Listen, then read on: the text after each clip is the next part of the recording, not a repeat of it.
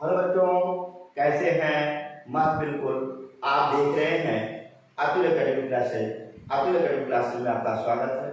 आज आपको एल्कोहल के निर्जलीकरण की क्रियाविधि बतानी है ना? बहुत बहुत इंपॉर्टेंट क्वेश्चन है, इस पर आप ध्यान दीजिएगा, ठीक है? क्या है? एल्कोहल के निर्जलीकरण की क्रियाविधि।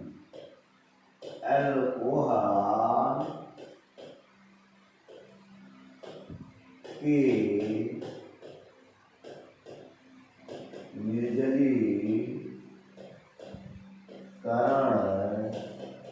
की क्रिया।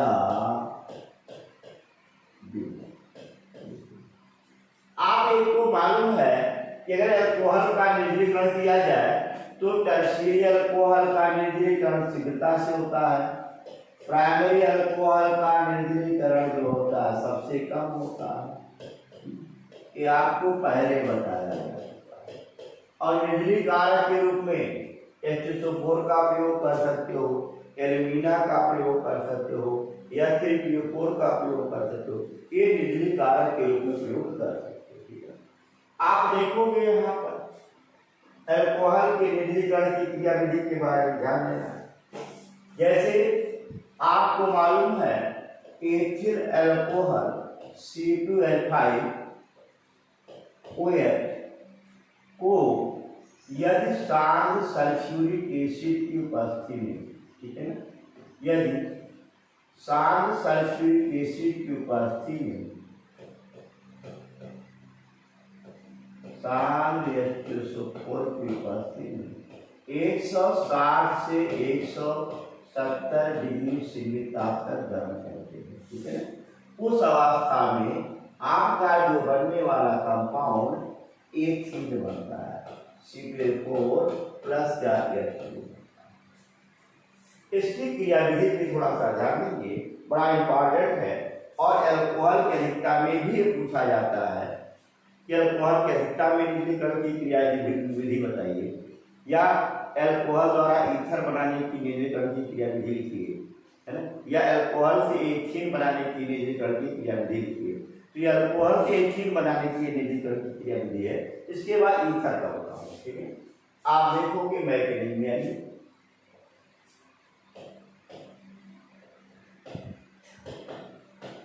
मैकेनिक में आप देखोगे पहले H2SO4 डिकम्पोज होगा दो भागों में, H पॉजिटिव और क्या है HSO4।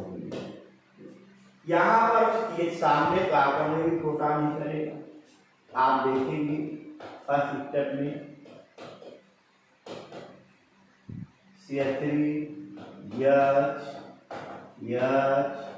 OH। इसको इलेक्ट्रॉन चाहिए कि कहाँ पाया गया? आलोक पे किसके पास? ऑक्सीजन के पास। ये ऑक्सोनियम आयन बनेगा, ध्यान दीजिएगा। फॉर्मेशन आप क्या बोलते हैं? इसे ऑक्सोनियम आयन। पहला स्टेप क्या है? Formation of oxonium ion. क्या नाम इसका? ऑक्सोनियम आयन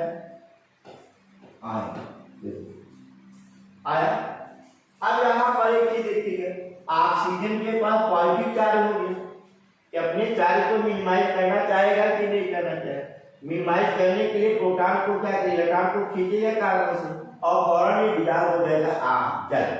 अभी आपका पहला स्टेप पास होता है यहाँ पर, और ये अगला क्या होता है? सेकेंड स्टेप में आइएगा।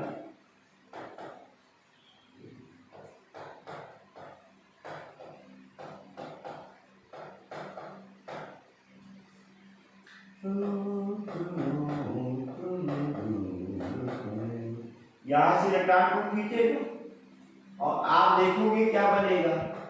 CH3 यहाँ पर CH2 पॉजिटिव और प्लस क्या है H2O।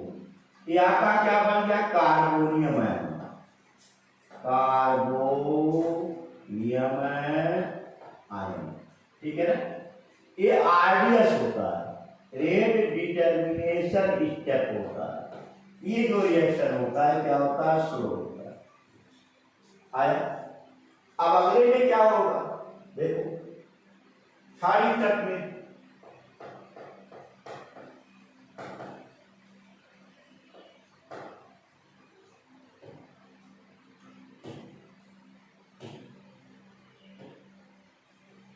देखो, थर्ड स्टेप में एक तो कार्बोनियम आयन बना। अब इसके बाद आपका क्या बनेगा, एल्कीन बनेगा। कैसे बनेगा इसको भी देखिए। देखिए यहां पर सी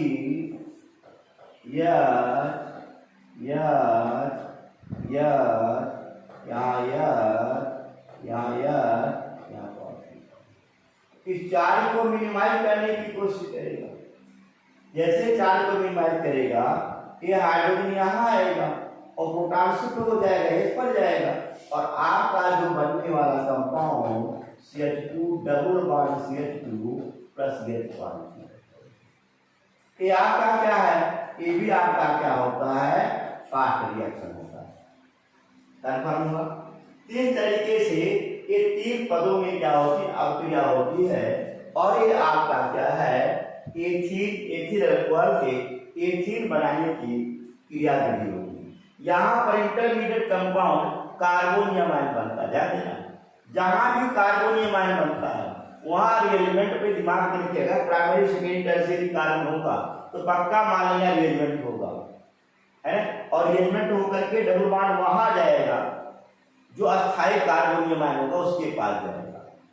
बात करना, जैसे एक रिएक्शन और देख ली, मैकेनिक पे आ जाए फिर आगे बढ़े। ठीक, जैसे देखो यहाँ ये तो इसकी मैकेनिकल ये थी। अगर मान लो क्वेश्चन ही देता है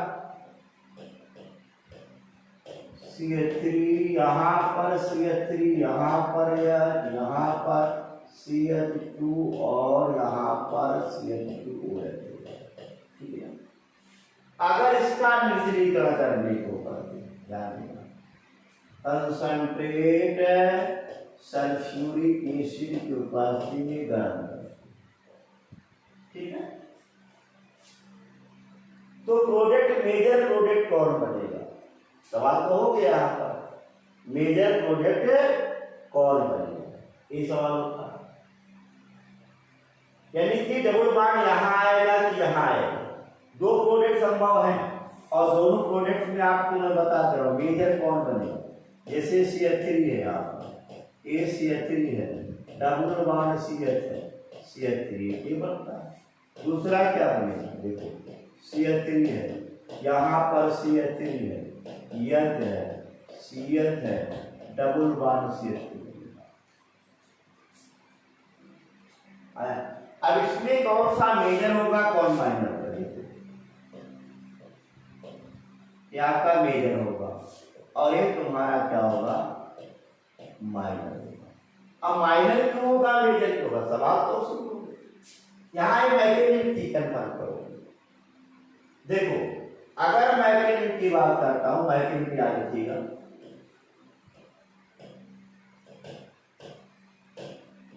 मैकेनिक में जैसे H2SO4 दो भागों में डिकम्पोज होगा, H पॉजिटिव और SO4 नेगेटिव। अब ये क्या करेगा, प्रोटॉन इस पर आक्रमण करेगा। आप देखो कि फर्स्ट स्टेप क्या होगा, आप देखो CH3 यहाँ पर CH2, यहाँ पर CH2 O plus H positive, ये कहाँ जुड़ेगा, ऑक्सीजन से जुड़ेगा। आपका क्या बनाएगा, देखो आप सोडियम आयन बनेगा, ये हमेशा बनेगा CH3CH2 and CH2OH2 पॉजिटिव। इसका क्या नाम है, ऑक्सोनियम आयन।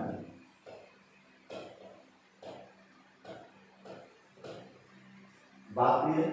अब ये ऑक्सोनियम आयन क्या करेगा, सेकेंड स्टेप में वाटर मॉलिक्यूल डिसॉल्व करेगा, यानी करंट बनेगा कार्बोनियम। देखो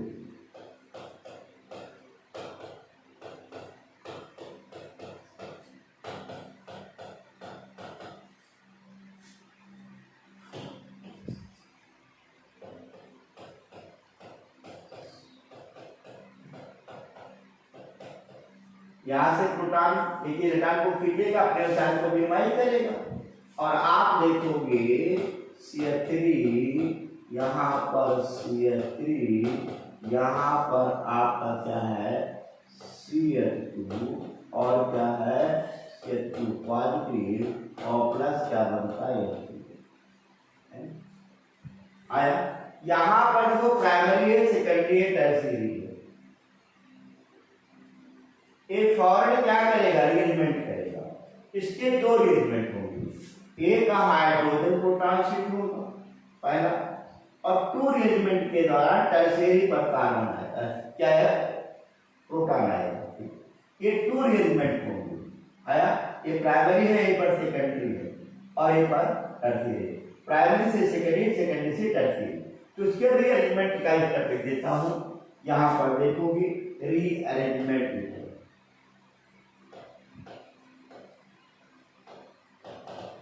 रीअरेंजमेंट में क्या होगा, दो रीअरेंजमेंट होंगे। जैसे CH3 यहाँ पर क्या है CH3, यह क्या है CH2 है, यहाँ पर क्या है CH2 पॉजिटिव है। यहाँ से पहले रीअरेंजमेंट में प्रोटॉन हाइड्रोजन शिफ्ट होगा, सेकेंडरी कार्बन विनिमय बनेगा, है ना। इसमें क्या बोलते हैं, प्रोटॉन हाइड्रोजन क्या है शिफ्ट।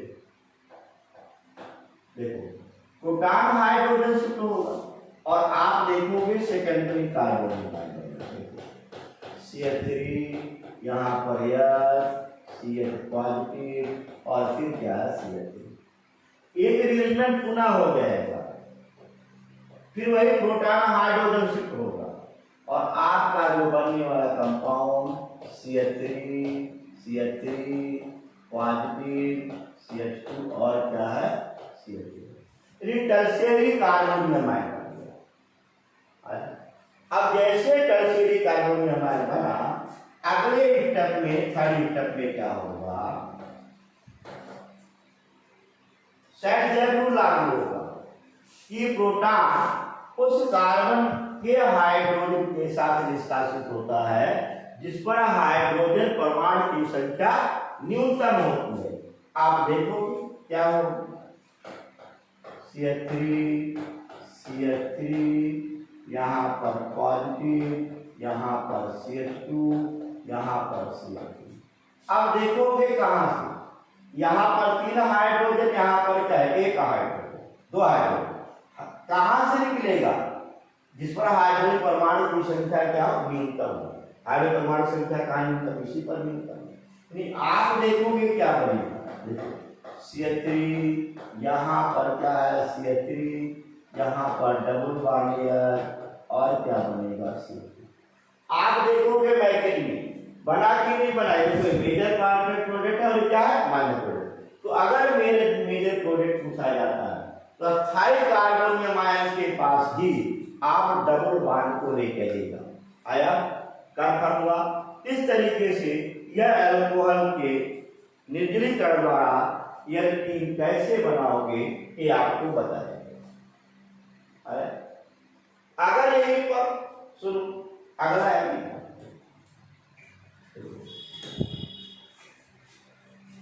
अगर अल्कोहल के अधिकता में निर्जलीकरण कराने को है तो अल्कोहल के अधिकता में ईथर बनता है, लेकिन केवल प्राइमरी अल्कोहल ही बनाता है ईथर, सेकेंडरी टर्शियरी ईथर नहीं बनाते, दिमाग में रखिएगा।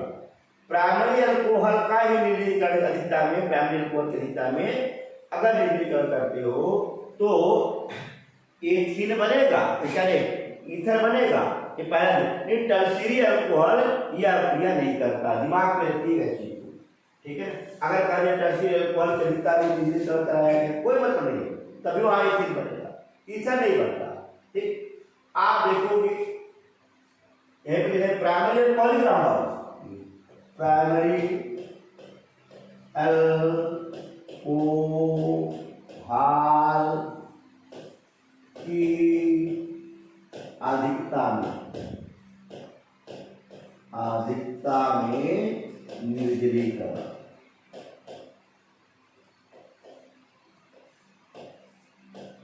ये भी इंपॉर्टेंट अभिक्रिया है, आपके बोर्ड में पूछा जाता है। देखो जैसे मान लिया जाए CH3CH2OH है, इसकी अधिकता की निर्जलीकरण कराई गई, सांद्र sulphuric acid temperature 140 degree centigrade और अधिकता में अभिक्रिया करा रहे हो, डाई एथिल ईथर बनता है, C2H5O C2H5 बनेगा और प्लस क्या बनेगा, जल बनेगा। ठीक है, अब इसकी मैकेनिज्म पे थोड़ा सा ध्यान दीजिएगा। इसकी मैकेनिज्म पर सेम मैकेनिज्म है, आपको मालूम है H2SO4 दो भागों में टूटेगा, यह पॉजिटिव और क्या है SO4, प्रोटॉन इस पर फौरन आक्रमण करेगा, CH3 CH2OH plus H positive कहाँ ऐड होगा, आप सोडियम आयन बनेगा, कि आप पिछले उसमें भी बहरहाल पढ़ चुके हैं, ये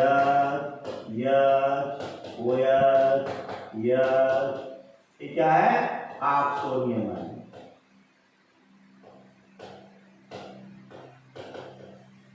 बात समझ लो। अब एक ही थोड़ा सा देखिए, यहाँ पर ऑक्सीजन पर ये फास्ट रिएक्शन होगा, तो मालूम है। अब ऑक्सीजन पे पॉजिटिव चार्ज आ गया, हर एलिमेंट अपने चार्ज का विरोध करता है, वो हर एलिमेंट न्यूट्रलाइज रहने का प्रयत्न करता है, इस नाते भी न्यूट्रलाइज रहने का प्रयत्न करेगा क्या, इसके बाद फर्स्ट स्टेप की बात है, सेकंड स्टेप में देखेंगे। आप देखोगे वाटर मॉलिक्यूल डिसॉल्व करेगा और कार्बोनियम आयन बनाएगा,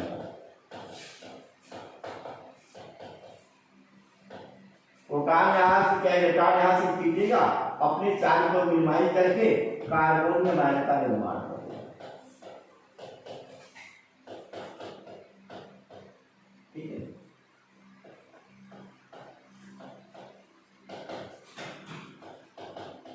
देखो ये आपका कार्बोनियम आयन बन गया। अब इनको क्या चाहिए भाई, इलेक्ट्रॉन की कमी हो गई ना इनको इलेक्ट्रॉन और चाहिए, कहां से लेगा, अधिकता में आ गया भाई इलेक्ट्रॉन, धरिया कंपाउंड में लाया इनको, उससे फौरन क्या करेगा, ये जुड़ जाएगा। देखो थर्ड स्टेप में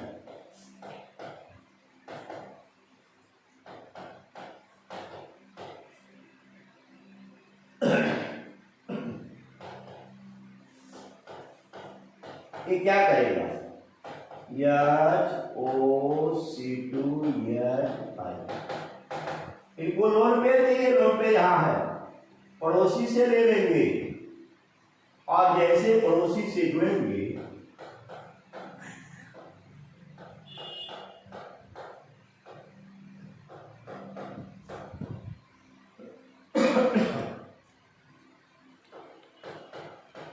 अब देखो इस ऑक्सीजन पे पॉजिटिव चार्ज आया कि नहीं है, ये अपने चार्ज को मिनिमाइज करने की कोशिश करेगा, और जैसे मिनिमाइज करने की कोशिश करेगा हाइड्रोजन से इलेक्ट्रॉन को खींचेगा और अपने प्रोटॉन को समाएगा, इलेक्ट्रॉन से ले लेगा, और आपका जो बनने वाला कंपाउंड क्या बनेगा, C2H5O C2H5 और प्लस क्या है पॉजिटिव।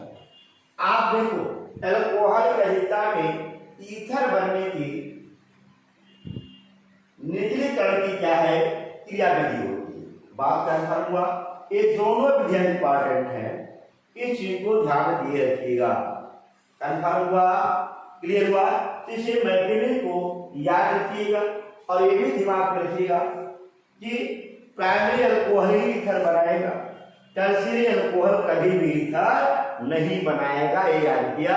कितना अधिकता ले लो उससे कोई मतलब नहीं होता है। बात कंफर्म हुआ, क्लियर हुआ। आप एक काम करेंगे, वीडियो थोड़ा लंबा हो जाएगा इसलिए वीडियो को रोक रहा हूँ। अब अगला जो है एल्कोहल का ऑक्सीकरण है, वो भी बड़ा इंपॉर्टेंट क्रिया है। एल्कोहल का ऑक्सीकरण कैसे करते हैं, तमाम क्वेश्चन आएंगे उसमें, जैसे जान रिएजेंट है, कॉलर रिएजेंट है, स्वाट रिएक्शन रिएजेंट है, इस रिजल्टों के बारे में डिस्कस करेंगे। तब तक आप वीडियो देखते रहे, मस्त रहे और खुश रहे।